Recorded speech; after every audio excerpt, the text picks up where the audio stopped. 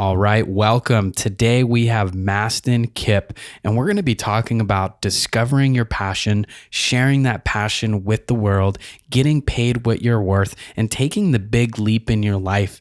And how do you take that big leap so you're really living to the fullest and doing the things that scare you, but also really excite and feed you and give you the best life possible?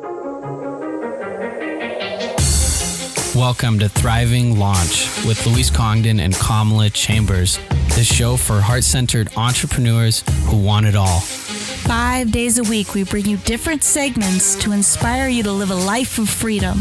We interview the leading experts in the field of business, health, and love. Be sure to check out Training Tuesdays, where we give you a clear action plan to grow your own business. Maybe you can relate to this. When I was a full-time coach, keep repeating the same things to people over and over and over again, and it got to be kind of draining, and I wasn't really enjoying what I was doing anymore. So what I decided to do was record the things that I had to tell clients over and over and over again, and then I packaged those recordings together and sold them as an online course. If you're interested in creating and selling your own online course, head over to thrivinglaunch.com, and I have a free training for you on how to create and make passive income through your own online course.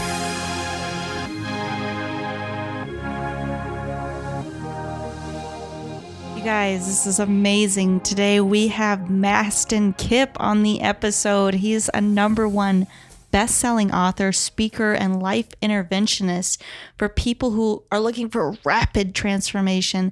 You've probably seen him on Super Soul Sunday, the Emmy Award winning show, and he's been recognized as a thought leader for the next generation by Oprah Winfrey herself. This guy is a best-selling author. He's gotten a ton of recognition and been alongside Tony Robbins, Deepak Chopra, Dr. Brene Brown, all of those. And we're so happy to have him on the show. All right, we're here with someone that really inspires us, and I'm really excited to have him on the show. Welcome to Thriving Launch, Mastin Kipp. Hey y'all, what's up? So excited to be here. I'm so happy that we're doing this. Such amazing energy, and we always ask our guests, are you ready to launch, Mastin? I am launching right now. Let's do this. He's ready to launch. He's been done launched. So. He's ready. He's already in the sky. So, hey, one of the first things I really want to ask you, because this is something that you really do a lot with, is inspiring people to go out there and really live a life that they love.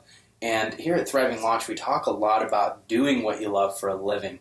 And it's such a big hurdle for so many people. I'm curious, what are your insights around that? Or what are some of the things when we start having that conversation about how do I do what I love? Or how do I get out there and just overcome this fear of I want to become a yoga teacher or a mentor or a coach or I don't know, some kind of intuitive healer. How do I get out there and start doing that and overcome that fear? Sure.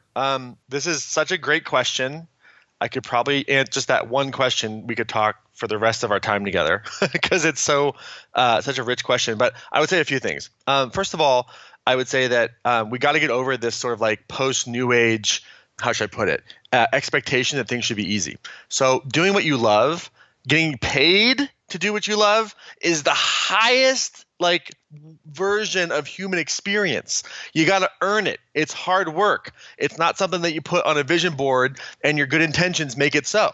It's something that has to be earned, and it's something that anyone who is achieving life at that level has been through the hard times. They make lemonade out of old lemons, and they really work their butt off. And the way that they do that is they're not focused on themselves. I can't tell you how many people I talk to. Will they like my offer? Will they like my website? Will they like my Facebook page? Get over yourself. It's not about you.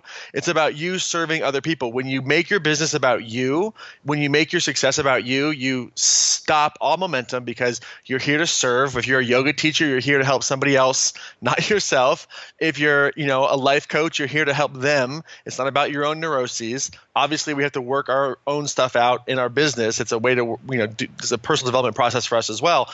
But the core focus of your business as an entrepreneur is not your insecurities. It's got to be about how can I serve and how can I earn it first and foremost. You got to go into it with that mindset. Otherwise, you'll be dead in the water. So I know a lot of people who are spiritual healers or doing work around kind of that healing area. And one of the biggest hurdles, and I'm one of those people, I started off as a relationship coach and helping people, and then I kind of struck gold when people started to notice that I was very good in the podcasting area, and they wanted, and a lot of people in business wanted my help getting their message out there. I really feel like I accidentally kind of stumbled into this by following one passion, but one of the biggest hurdles, I love it too, is I feel very fortunate that I stumbled into something that allows me to share my gifts and passions, but it wasn't the original intention.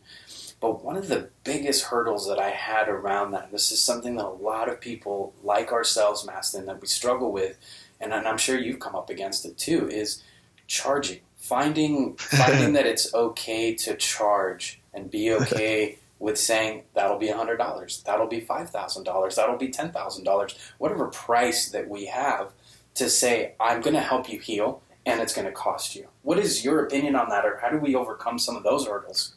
Oh my God, I love this question. I feel like part of my purpose, and yours as well, is to end that mindset for good, forever.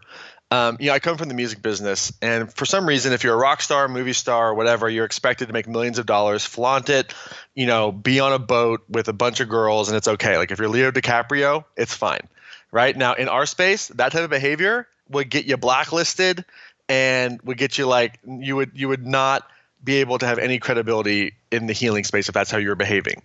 But what's interesting is whether you're a sports star, whether you're a movie star, an athlete, like anyone who's achieving at the highest level, even if you're Bill Gates or if you're Steve Jobs or if you're, Travis from Uber, like it's okay to have financial affluence. But there's this idea that if you're in any way, shape, or form healing people or improving their lives, that there's no value to that and it should be free. And this idea comes from such a gross misinterpretation of the words of Jesus Christ when he talks about it's easier for a rich man to, go through the eye of a needle than it is to enter the kingdom of heaven.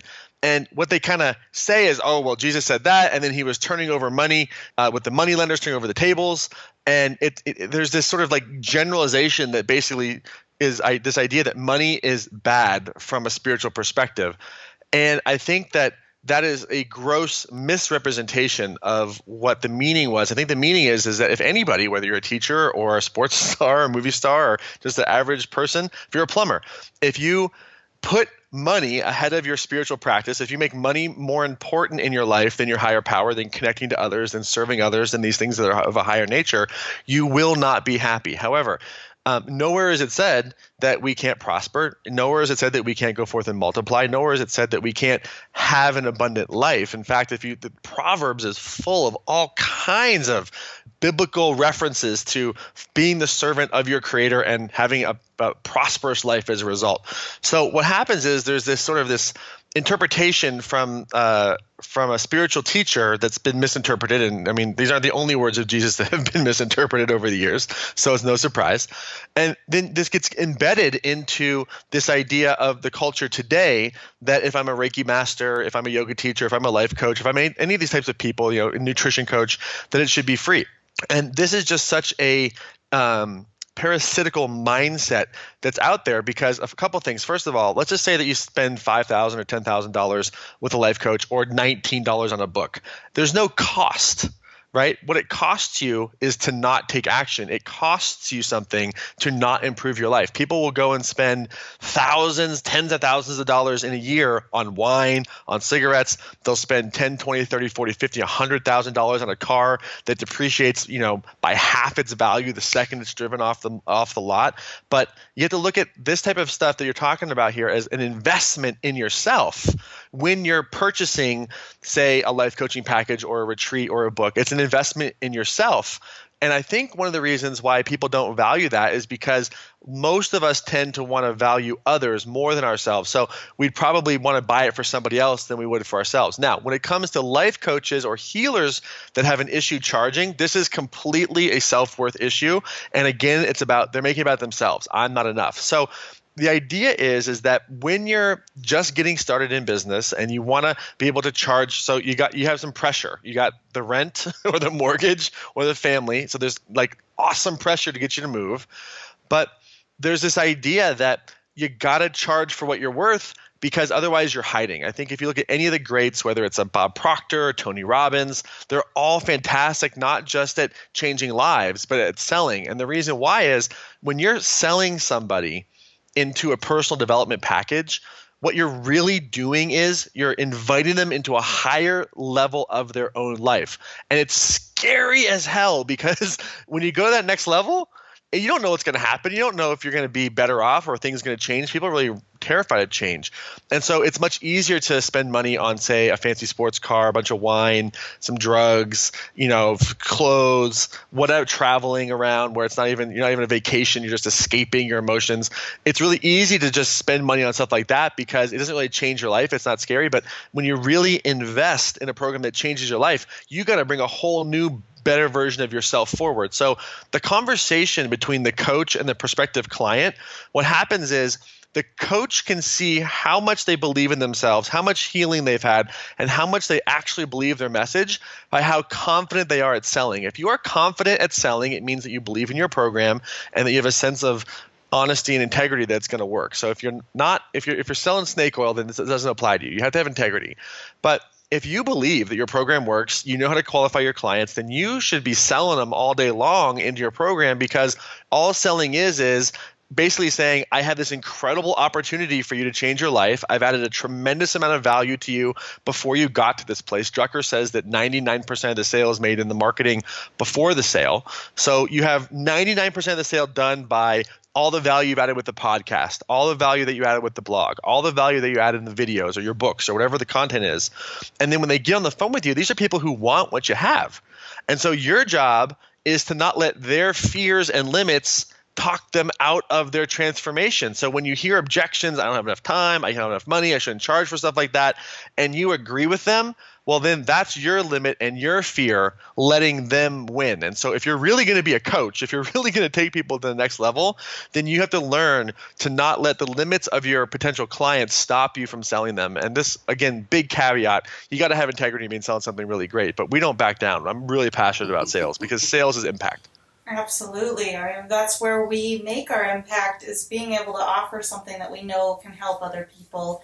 And if we don't offer it and people don't invest in it and put a little skin in the game, they're probably not going to get any value out of it, the real value that they could get. So absolutely love that. Monologue was fantastic. I'd love to hear a little bit more about what are like some of your big pieces for living your passion? What is something that's really important for you and your message? Well, I'm a big believer that your purpose and your wounds are kind of interrelated. So, I kind of have two sides of our business. Like one side is I tend to work with people who are stuck and they want to go to that next level, and I help them identify and remove unconscious patterns that are holding them back rapidly. And a lot of times that will manifest into like deeper issues around like trauma, sexual trauma, physical trauma, emotional trauma, battlefield trauma. I've worked with Marines who have been in active duty. I've worked with many women who have had different types of trauma and abuse. And what's interesting is that when you talk about your passion, it's not just something that makes you temporarily lit up. It's not a hedonistic approach where you're just kind of like ADDing out, going squirrel, squirrel, squirrel, like every day I have a different passion. I think your passion is something that has a consistent through line in your life. And one of the things that I've noticed with our clients is that when they go to that trauma or whatever it is that they've been through, and they look at it with new eyes, they look at what they deleted, because when you go to any traumatic event, you'll see that it wasn't all bad. There's always good and there's always a lesson. And logos therapy brought to us by Viktor Frankl, who was in Auschwitz. This is from his lineage of thinking. There's always a good. And if you can change the meaning around what you've been through and the hurt that you've been through, and recognize that because you've been through what you've been through, you have this unique perspective and ability to serve other people. It doesn't change what happened in the past. It doesn't dissociate or deny what's happened in your past, but what it does do is it changes your relationship to the past, and it gives the past and what you've been through and the hurt a new meaning. And if you can turn that pain into serving other people and helping them alleviate their pain, then we can't necessarily say that what you went through was justified, but we can bring meaning to it. And if we can bring meaning to it, then we can heal it, and you can help heal others too. That's really deep, and I really resonate with that. A lot of you guys listening, and some of you who might be listening for the first time, may not know my story of being adopted from a third world country when I was 8 years old, and I was homeless for several years of my life as a child, and lost my mom when I was 5 years old, and left homeless, then adopted to the United States. And when I was 18 years old, I got it in my mind that it was time for me to go back to Colombia and reunite with my biological family, and to even meet my biological father, who I'd never met. And I went through a process of meeting him and finding the healing. And there was this line, there's this fantastic book called The Course in Miracles. And there was this line in it saying that, at some point you discover that there is actually nobody to forgive, and that everything happened for you and because of you and didn't happen to you. And that line stuck in my head for a long time. And I went through this process of trying to forgive my father and trying to understand, why does a father why did my mother get killed when I was 5 years old? And then why did I never meet my father? And why did I have to meet him when I was 18? And this stuff just kept coming up. And just last year, I went back and reunited with my biological father. And I know some of you guys know this and some of you don't. And I went back and reunited with him again.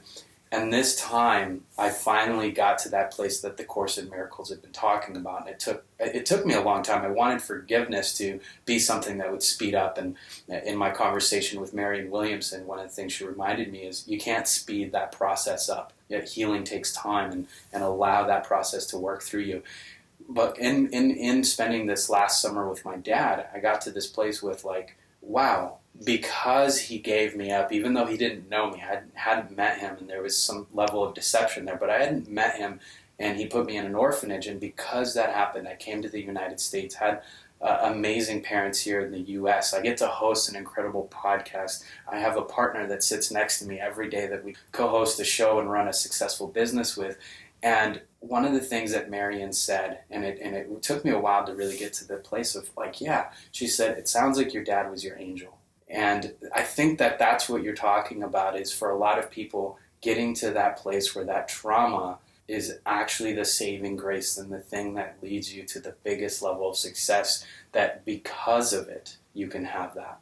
Yeah, and what an incredible story. I mean, I think, when it reminds me of the Wayne Dyer story, except for you got to do it when your father was alive, which is amazing and awesome and fantastic, and something that a lot of people don't get. So that's incredible grace. But yeah, it's not denying what happened. And I'm a big believer too in not doing the spiritual bypass where we just kind of pretend like, oh yeah, it's all good. Like there is a grieving process that has to happen. But the thing about emotion is, with negative emotion, when you feel it, it usually takes about 90 seconds for the emotion to pass. Every time that we think a thought that's triggers a negative emotion, there's a 90-second window where it can pass. So if you just sit with your negative emotions and let them pass and accept them and not judge it as right or wrong, and feel it and get to what's really below that, the feeling of a powerlessness or abandonment or resentment, you can get down to what's real. But the goal is not to vent that and just express it at the expense of other people, because we all know those people. Nobody here, but we know those people. And the goal is not to just express negative emotion, it's to neutralize it and then turn it into an act or work of love. And that is really, if I had to summarize everything any spiritual teacher has ever said, that's basically it, right? It's let the emotion pass through, don't judge it, and then feel it fully, neutralize it, and then turn it into something loving, whether it's a loving business, a loving partnership, whatever it might be. And that's exactly what you've done. You can't just go, Marianne was right, you can't go straight to love, because there is a grieving process, and you can't speed it up, but you definitely can get to it quicker when you know how the human emotional system works. And sometimes grief just does take its own time, but it's something that can be channeled into a force for good. And when you channel it into a force for good, then it brings meaning to that pain. And this is where passion, the original question was, really lines up, because I'm sure that you probably have a passion for making sure that people don't feel abandoned, that they feel welcome, that they feel included, they feel like they belong, and transferring that emotional state from you to your clients, or you to your podcast guests, or you to your lovely partner. That's, I would assume, probably what lights you up. And to get paid to do that, man, you've worked your butt off, so have I. So I think that that's a really amazing, incredible story. And there's so much resilience in that as well, and something to be respected. You said something about how a lot of us have these emotional blocks that block us from having that next level of success, and how you do that work with people and helping them kind of bring up some of those traumas and those emotions and those pains so that they can be felt, neutralized, and then used as a positive energy. And I remember at one point being in just the happiest place I'd ever been in my life, and going to this place where I heard this little voice, and it started asking, like, why am I so happy? And the question was almost kind of tainted in a way, like, it's not okay for you to be happy, this happy. Why are you this happy, right? It's kind of this little gremlin. And I remember going, I need to feel this feeling, not the question, but what is the feeling behind it? And eventually this surge of emotion came up, and I went, like, pretty much fell down to my knees and started crying, and the voice eventually, with all that emotion, said, you can't be this successful because there are people in the world that are suffering. And specifically for me, from a third world country, there are family members that don't have this level of financial abundance. And I remember just going, wow, like, that has been holding me up, because I feel guilt around allowing myself to have that next level of success, because maybe it's not okay. Right. Yeah, it's very common for emotions like that to come up, and it's beautiful that you have that level of self-awareness and self-disclosure, which I think is really rare and awesome. It's a great quality, and thank you for sharing that. I think for sure I've been through that consistently all the time. I don't think those gremlins ever go away. I think it's more about making as much peace with them as you can, but there's always a belief behind the emotion, and when you get down to that, it's usually some type of pre-programming from mom or dad or early childhood, and it's basically BS. The question I always like to ask my clients is, like, do you really want a 3-year-old running your business? Like we need to bring love to that child. We have to make sure that we feel nurtured and protected. My biggest sort of wound is that I'm alone. So that's always been like I feel that in my body a lot, like when that gets triggered for different reasons. The bigger the playing field, the bigger the trigger in many ways.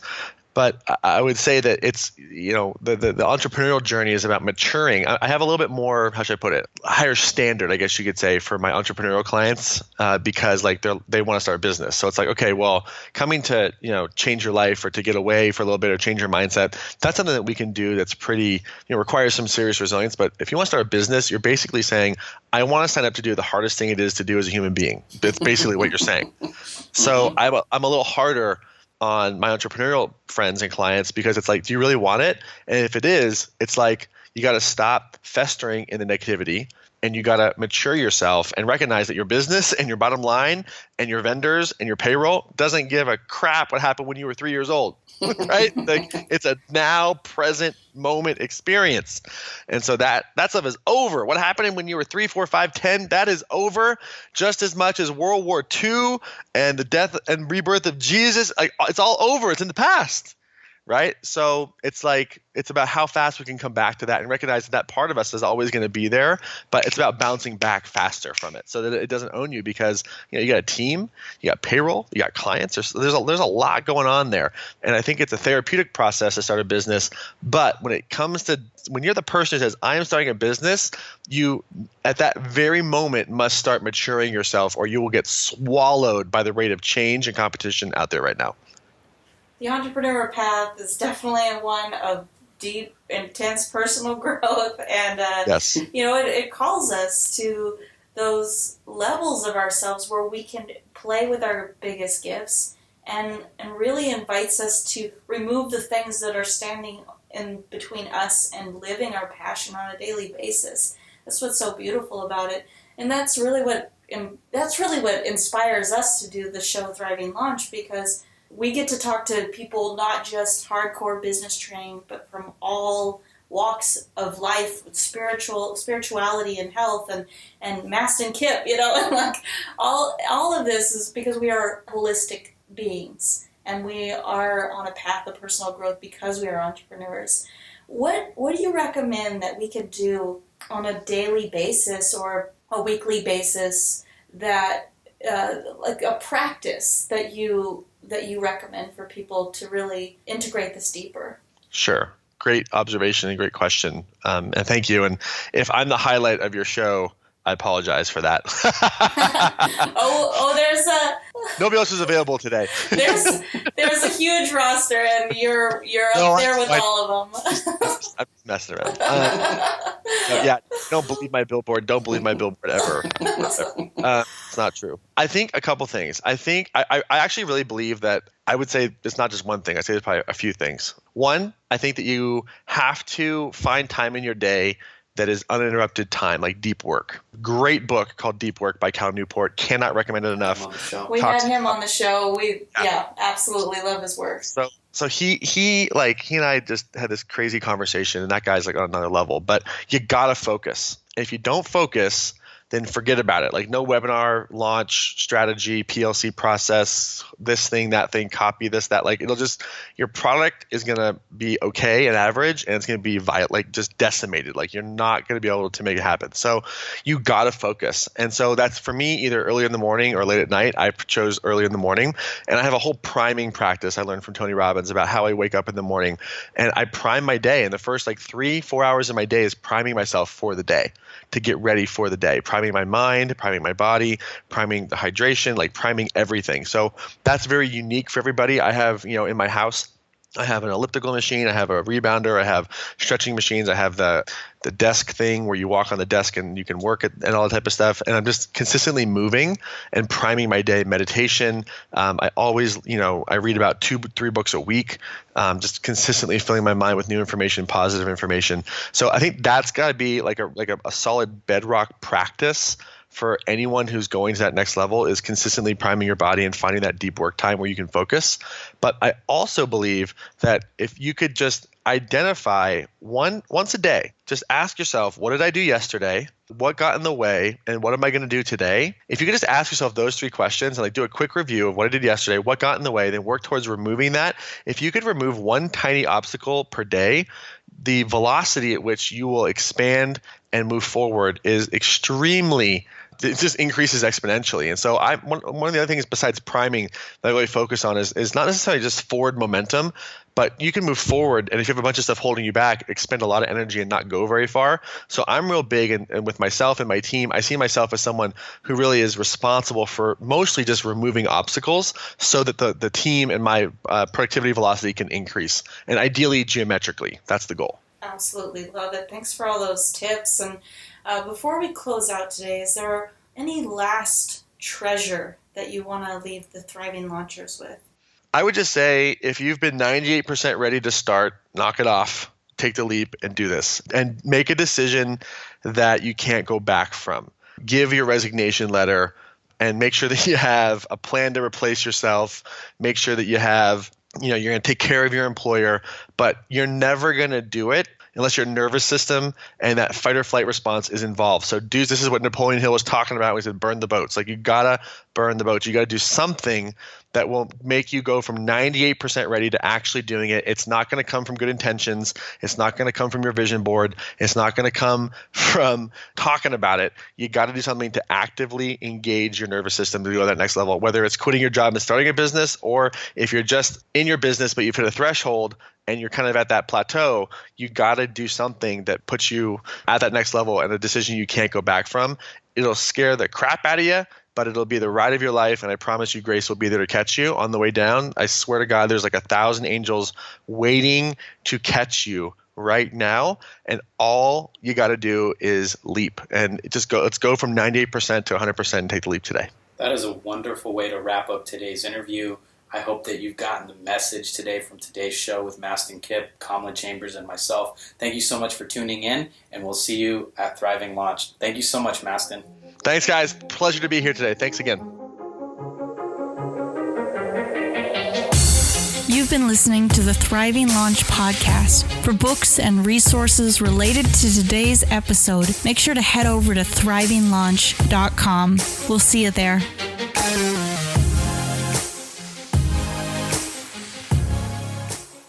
Be sure to tune into the next episode where we're going to talk about community building with James Mescal. If you've enjoyed this episode, be sure to leave us a positive, happy rating on iTunes and subscribe. It always helps. Thank you so much.